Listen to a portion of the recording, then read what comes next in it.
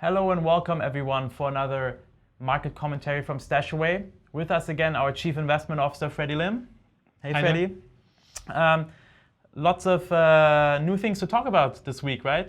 We have the budget coming out, came out actually a couple of days ago.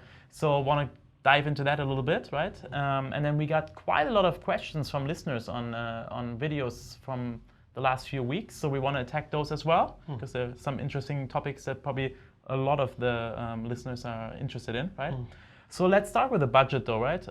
Singapore came out with a new budget 2020. Any high-level things you want to mention first before we dive into some details? Well, it was a lot more stimulus than I personally have expected. Prior to Tuesday, I was expecting 1.5% of a target in terms of budget deficit, 1.5% of GDP. Instead, we have got 2.1% target, which amounts to $10.9 billion in Sing dollars of deficit. And that's really expansionary.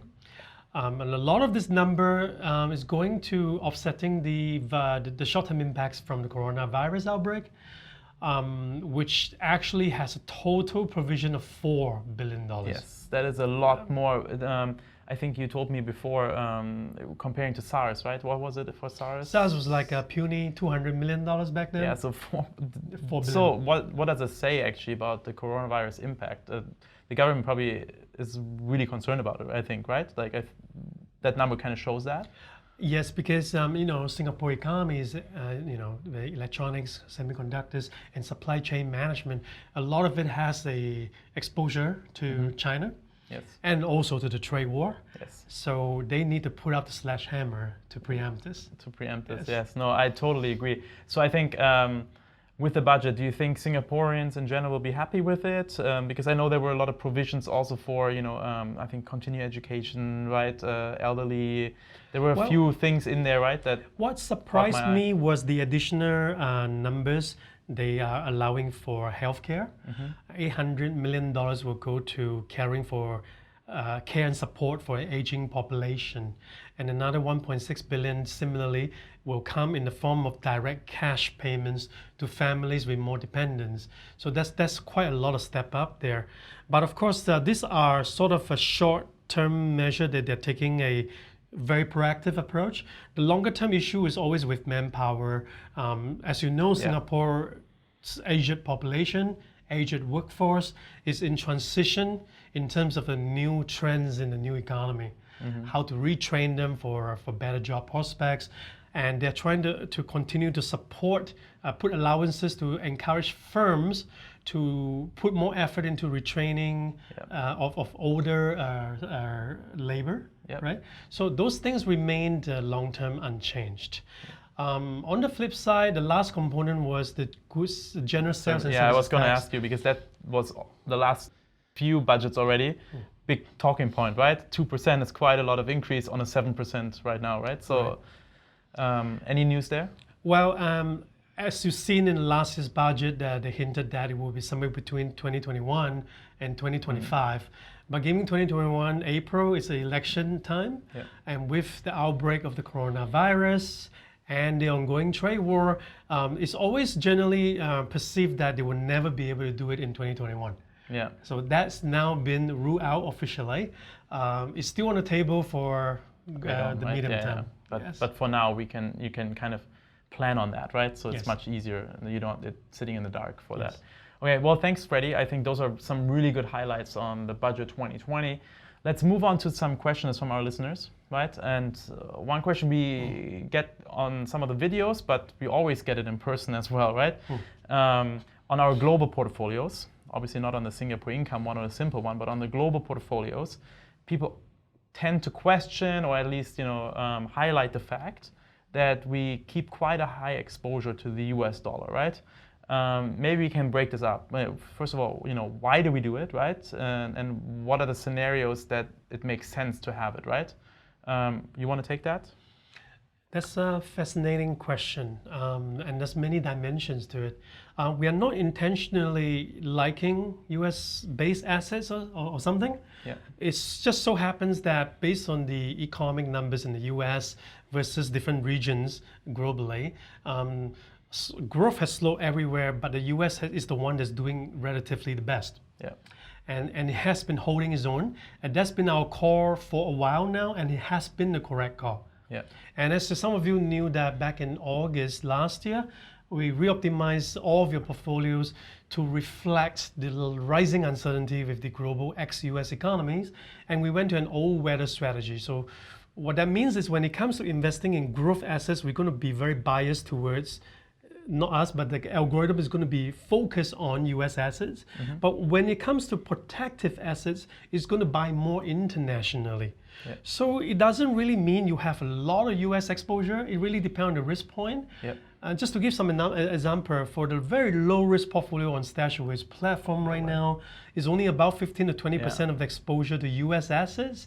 That's sort of an underweighting because US dollar has a global market share of 38 percentage points of assets under management. So that those portfolio risk points, they are actually underweighting on the US dollar, which is quite an interesting one. Yes. And those in the balanced portfolio, you will see a US exposure that goes up from there into even the 40% and 50%.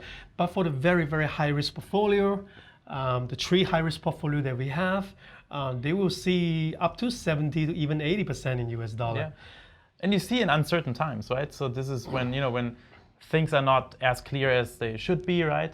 It's usually when the dollar appreciates anyways, right? Against the basket of And this point is related to risk management. Yeah. One thing that we get to see a lot is that when assets and markets around the world are doing poorly, you see safe haven currencies, funding currencies, such as the US dollar, the Japanese yen, doing very well against every other country. Yes. And that's built into our risk calculation from day one. As I've said often, you do not just suddenly do risk management when you heard bad news. Correct. Or when you see a bad market move. It's just too late. And it's always good to, from day one, when you construct a portfolio, you build in this natural tail protection. Yep. So portfolio insurance is achieved by having sufficient amount of US dollar, Japanese yen, assets such as gold, and other protective assets such as international treasury bonds, US government bonds, different maturities. There's a lot of ways the algorithm is going to look at from the whole investable universe to construct a portfolio. So it's so happened that some portfolios are now more concentrated in the US.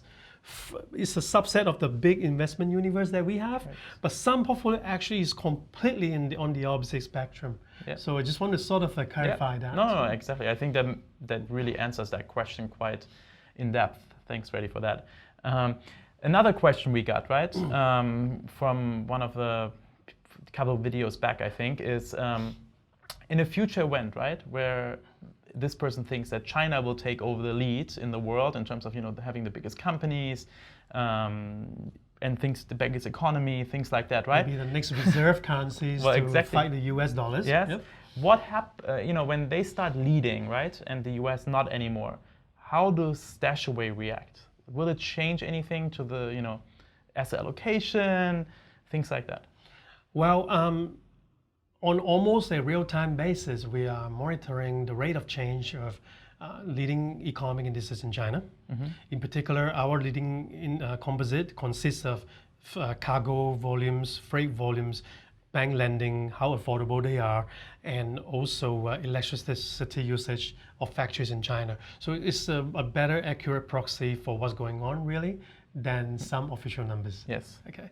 So looking at the rate of change, looking at the leading indices, if we are in a situation sometime in the second half of this year or even early next year where the impact of coronavirus is over, the rebound is resustaining itself again, yes, be damn sure that we will react. Yeah. And in particular, StashAway would probably be moving back from the European equity section back to the Asia ex-Japan equities. That's exactly the opposite of what we did in August. Yes. And we may just flip that backward again. Yeah. Yes. Yeah. And again, Data-driven here is the key word as well, right? Look at numbers, make sense of them, act from there. Last question that we got was more about an operational matter, right?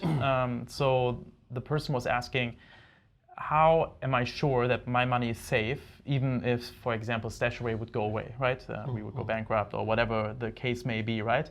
How do we safeguard their assets that it doesn't matter what happens to us for their assets? Well, it's a fantastic question. I mean, personally, before I invest on a platform, in the past, before we co-founded StashAway, yes.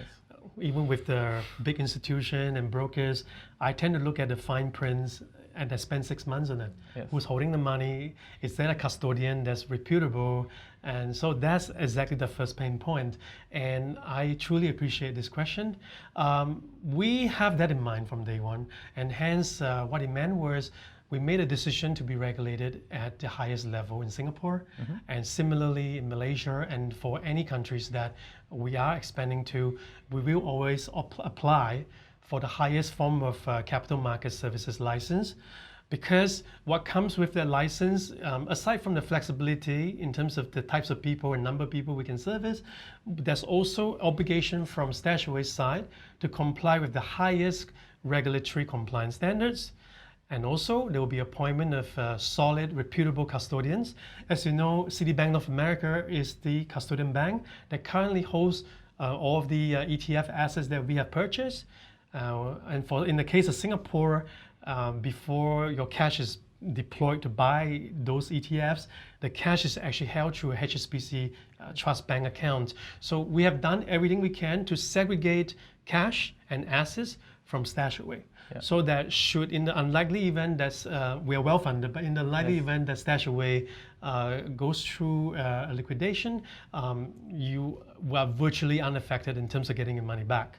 Yeah. Obviously, there's still a second order downside where the fund administrator, the external party that's now appointed to look at the books, look at the ledger, the accuracy is maintained through the compliance, right, with the quarterly audits and. But they will still have to most likely liquidate the portfolios. Yeah. And hence, if the market continues to go up, you may miss out on some gains. Yeah. But your principal is always going to become back to you. Yeah.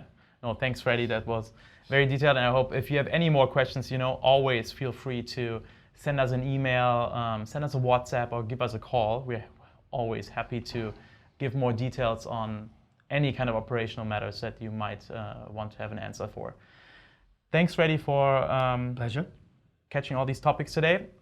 We have a few events coming up. We're going to have a live webinar actually again in Singapore. It's going to be done by Freddy. He's going to give his StashAway market outlook for 2020 and a little look back of what happened in 2019. That's actually going to be on February 26th. And in Malaysia on February 27th, we have a personal finance basic seminar that's actually going to be in our WeWork office in Malaysia. So you can sign up for both of them by going to our website and going to our Academy page. You can also find the sign up link on our Eventbrite and Facebook website as well. So for that, go to those websites. We hope to see you at the event or online on the webinar. Otherwise, we're looking forward to being back with you again soon. Thank you so much. Goodbye. Subscribe to our YouTube channel to get notified whenever we have new content out for you. Also, don't forget to download the StashAway app. It's available in the Apple App Store as well as the Google Play Store. So you can start on your financial journey right now.